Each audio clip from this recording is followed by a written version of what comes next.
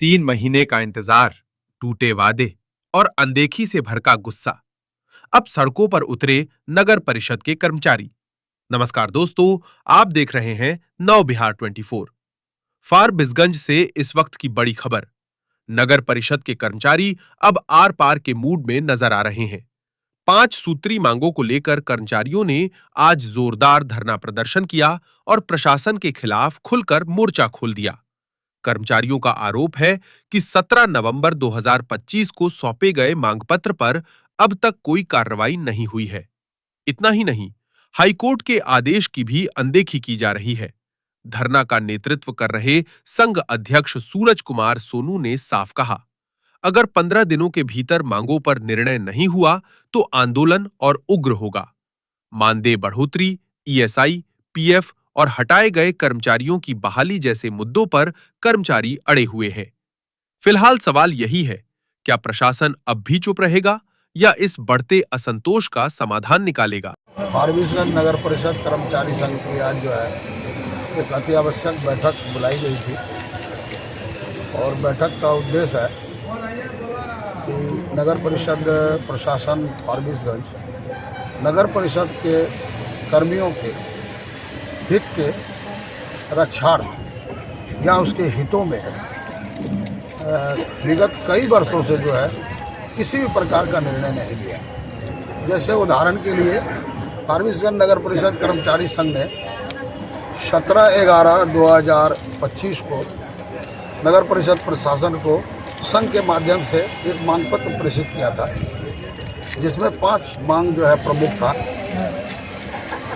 पहला मांग था कि दैनिक कर्मचारियों को महंगाई को ध्यान में रखते हुए मानदेय वृद्धि किया जाए।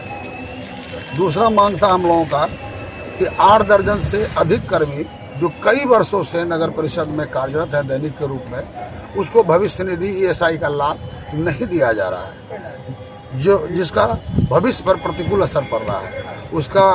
उसके भविष्य और उनके बाल बच्चों और परिवार का भविष्य जो है आर्थिक तंगी के कगार पर है।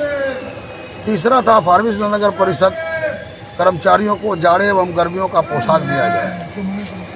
और मैं आपसे कहूँगा पत्रकार बंधु की जाड़े का मौसम निकल गया और गर्मी आ गई और नगर परिषद प्रशासन जो है आज तक जाड़े और गर्मी का पोशाक कई वर्षों से नहीं दिया है, जबकि ऐसा प्रावधानित है कि बिहार के अन्य कार्यालयों में जो कार्यरत कर्मी हैं उनको पोशाक या पोशाक भत्ता जो है साल में दिया जाता है, जो आज तक उपलब्ध है।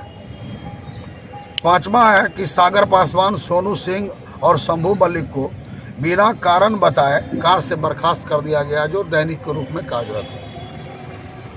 जबकि श्रम कानून ये कहता है कि किसी भी कर्मी को अगर कार्य से मुक्त करते हैं तो 30 दिन पहले इसकी सूचना उस कर्मी को देनी है। अगर किसी कारणवश अगर आप उसको कार्य मुक्त करते हैं तो कम से कम 3 महीने का उसका मानदेय का भुगतान करने के पश्चात ही आप उसको कार्य से मुक्त कर सकते हैं। उसमें भी ठोस कारण होनी चाहिए कि कार्य से मुक्त होने का कारण क्या है।